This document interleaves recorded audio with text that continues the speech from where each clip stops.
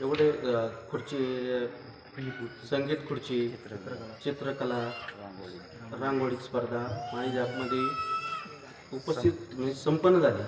त्यामध्ये सगळ्यांनी सहकार्य केलं. सागर मंडलिक, राहुल मंडलिक आणि सगळ्यांनी सहकार्य केलं. आणि तुम्ही सगळे पत्रकार इथं आलेत, तुमचं पण स्वागत करतो आणि नवरात्र उत्सवाच्या दसऱ्याच्या सगळ्यांना शुभेच्छा देतो आणि थांबतो. त्या पायल जी आहे तिने या ठिकाणी सेवा केली किंवा सगळ्या छोट्या छोट्या मुलांनी तिथे बक्षिसं मिळवली, त्या सगळ्यांचं मी अभिनंदन करतो. खरं तर भास्करराव किंवा राहुलजी आणि ही सगळी गावकरी मंडळी ही आपली आहे आणि या आपल्या मातीतल्या माणसांनी आपल्या सगळ्या मुलांनी या ठिकाणी जो उत्सव साजरा केला आहे, आईचा उत्सव आपण 10 दिवस साजरा केला आणि त्याची सेवा या सगळ्या आबालवृद्धांनी महिलांनी केली. रांगोळी काढली, कुणी चित्र काढली, कुणी गाणं म्हटलं, कुणी अनेक या ठिकाणी सांस्कृतिक कार्यक्रम सादर केले आणि त्या सगळ्यांना माझा भाचा हेमंत याने सुद्धा या ठिकाणी येऊन आपल्या सगळ्यांचं या ठिकाणी जे संघटन केलेलं आहे, जे चांगली गोष्ट केलेली आहे, या सगळ्यांना सगळ्या माळीजापच्या माझ्या सगळ्या सोयऱ्यांना मी मनपूर्वक शुभेच्छा देतो आणि हा चांगला उत्सव या ठिकाणी साजरा केला. असाच उत्सव आपण दरवर्षी साजरा करू अशी आपण या ठिकाणी प्रेरणा घेऊन जाऊया. सगळ्यांना विजयादशमीच्या म्हणजे उद्या दसरा आहे, सगळ्यांना विजयादशमीच्या शुभेच्छा.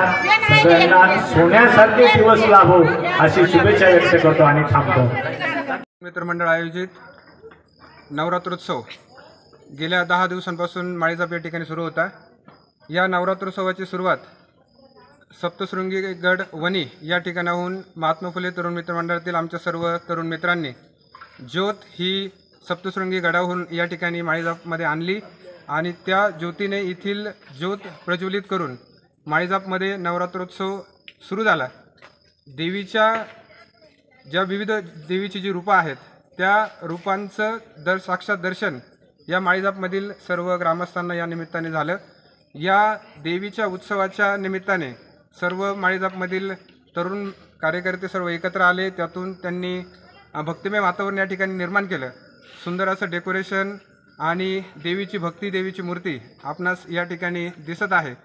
सर्व माळीजापमधील तरुण मित्रमंडळींनी एकत्र येऊन हा उत्सव या ठिकाणी साजरा केला आणि या उत्सवाच्या निमित्ताने देवीच्या भक्तीबरोबरच विद्यार्थ्यांच्या कलागुणांना वावसुद्धा देण्याचं काम या मंडळाच्या वतीने या ठिकाणी करण्यात आलं.